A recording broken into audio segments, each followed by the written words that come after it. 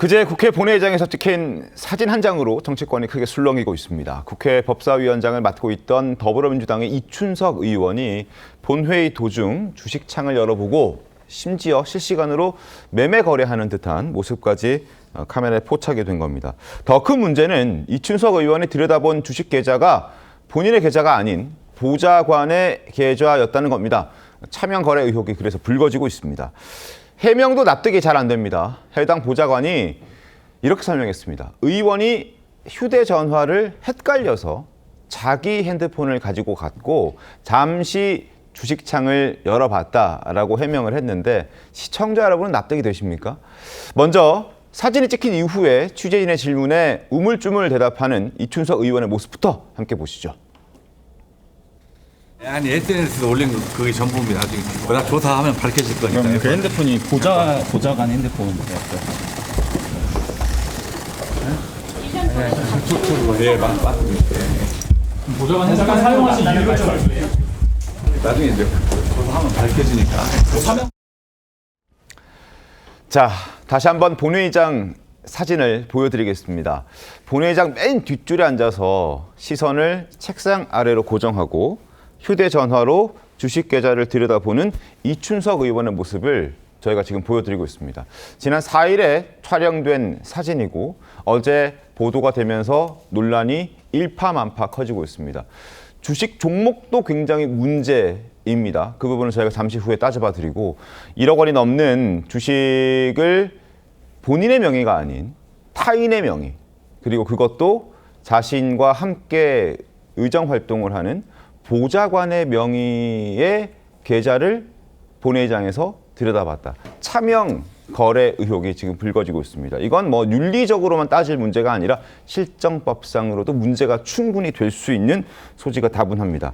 자, 그리고 어제 저 모습이 이제 4일날 촬영된 거라고 말씀을 드렸었는데 논란이 되고 난 이후에 해명도 납득이 잘 안 되고요. 과연 본인 휴대전화를 아닌 다른 사람의 휴대전화를 들고 갔는데 그걸 어떻게 모를 수 있었느냐. 그리고 그 자신이 아닌 남의 휴대전화로 주식창을 어떻게 열어봤을까. 여러 가지 의문과 궁금증이 뒤따라 붙는 그런 장면이었습니다. 본회의장에서 주식창 잠깐 열어볼 수 있다라고 100번 양보를 하더라도 정미경 의원님, 차명 거래 의혹에 대해서는 이거 그냥 넘어갈 수 있는 문제 아니지 않습니까? 일단 실정법에 딱 걸리잖아요. 네. 예, 왜냐하면 차명으로 금융거래하면은 우리가 금융 이제 실명법 소위 거기에 위반이 되기 때문에 네. 일단은 겉으로 보는 것도 일단은 위반이에요. 근데 지금 제가 주목하고 있는 게 뭐냐면 보통 차명을 할 때는 믿을 수 있는 사람 친인척 명의로 하거든요. 근데 이게 지금 친인척 명의가 아니고 보좌관의 명의를 썼어요. 네. 그러면 여기서 한 가지 더 깊이 들어가서 의심할 수 있는 게 저게 내부자 거래, 내부 정보를 지금 취득해서 한 거래가 아니냐라고 아마 검찰에서 그렇게 의심할 거예요. 수사하는 사람들. 네네. 그러면 이제 더 나갈 수 있는 거죠. 수사로. 증권거래법 위반으로 이제 들어갈 수 있는 거니까. 그렇죠. 그다음에 이제 공직자 윤리는 당연한 거죠. 왜냐하면 그 재산 신고 누락을 했으니까요. 네. 그러니까 이런 부분에 있어서 핵심은 제가 볼 때는 이제 그 내부자 거래냐 아니냐, 내부 정보를 얻고 한 거냐 안 한 거냐.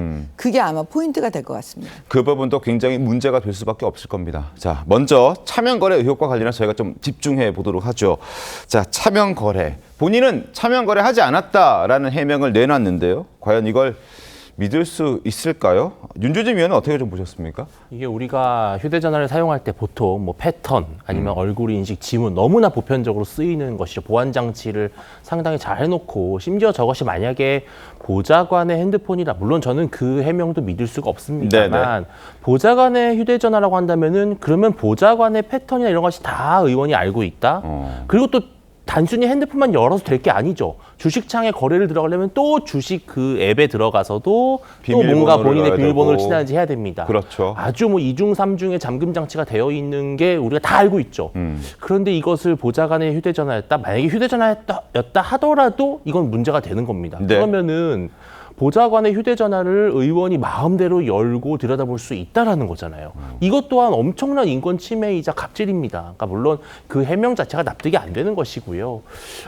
저는 차명 거래로밖에 의심할 수밖에 없다. 왜냐하면 본인의 이름으로 주식 거래를 할 수가 없기 때문에 결국은 본인의 어떤 요구나 부탁에 응할 수밖에 없는 그런 지위에 있는 본인의 갑의 지위에 있기 때문에 보좌관이 계좌를 빌려주지 않았을까라고 하는 합리적 의심이 들 수밖에 없다. 그리고 저 휴대전화를 저런 식으로 뭐 보좌관의 것을 갖고 들어갔다라는 것이 만약에 거짓말로 밝혀진다면 이거는 정말 국민은 얼마나 우습게 보기에 나올 수 있는 변명이냐 이런 비판을 받을 것 같거든요. 아마 저는 국회의원직 유지도 정말 쉽지 않을 것 같다는 생각이 듭니다. 이준석 의원의 그 재산 내역에는 뭐 부동산도 있고 차량도 있고 뭐 예금도 있고 근데 주식이 없어요. 주식은 본인만 없는 게 아니라 가족들도 없어요. 그런데 본인은 여러 차례, 적어도 2차례 이상이니까 국회에서 휴대전화로 주식 거래하는 게 포착이 됐다. 그런데 그걸 봤더니 본인의 명의가 아니라 보좌관의 명의의 계좌로 주식 거래를 했다. 적어도 지난해 10월부터 지금 8월이잖아요. 그러면 거의 1년 가까이 10달 동안은 참호 보좌관, 자신과 동고동락했던 참호 보좌관과 함께일 수도 있고 아닐 수도 있지만 자 적어도 1년 가까이는 남의 명의로 차명 거래 한 것 아니냐라는 의혹을 지금 받고 있는 겁니다. 그런데 저 진상조사도 이제 안 하기로 결정을 했습니다. 왜냐? 탈당했으니까. 이준석 의원 어제 저녁에 탈당했거든요. 법사위원장직도 내려놨습니다. 그래서 당에서는 이런 입장이 나왔어요. 탈당을 했으니 진상조사는 일단 안 한다. 경찰의 어떤 수사 결과를 좀 지켜보자. 이런 입장이거든요. 그래도 이건 일종의 그래서 다른 그 국민의힘에서 이런 지적들은 꼬리 자르게 하는 거 아니냐라는 얘기도 나오거든요. 어떻게 보셨습니까? 그런 비판 피할 수 없죠. 네. 그런데 탈당을 하겠다고 하는 걸 지금 탈당하지 말고 진상조사 받고 탈당해라 라고 하기도 난처한 상황일 테니. 근데 우리가 생각해보면 공무원들도 어떤 징계를 앞두고 있으면 사표를 제출하더라도 수리를 안 해주잖아요. 그렇죠. 네. 사실 이런 부분들도 입법적으로 미비라고도 좀 보여집니다. 네. 일단 탈당을 해버렸고 내가 진상조사는 못하지만 수사 결과 기다리겠다. 이 정도의 입장만 지금 민주당 측에서 나오고 있거든요. 그렇죠. 그런데 사실 수사를 하면 다 밝혀질 수밖에 없어 보입니다.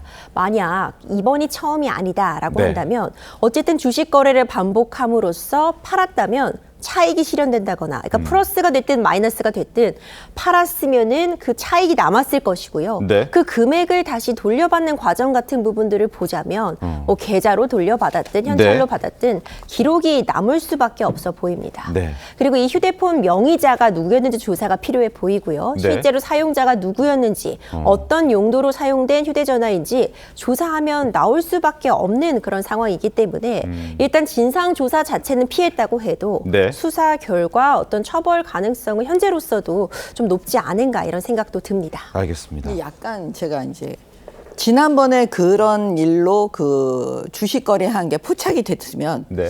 보통의 그냥 국회의원들은 겁을 집어먹고 이제 그걸 그만둬야 되는 게 상식에 좀 맞지 않아요? 이거 잘못하면 걸리겠구나. 이거 보좌관 명의, 아까 보좌관 명의로 했던 거라는 걸 지금 밝힌 거잖아요. 맞아요. 그 전에 지금 드러난 거래가 거예요. 드러난 네. 거잖아요. 네, 네. 그러면 그때 당시에 보통의 경우라면 제가 생각할 때 의원들이 네.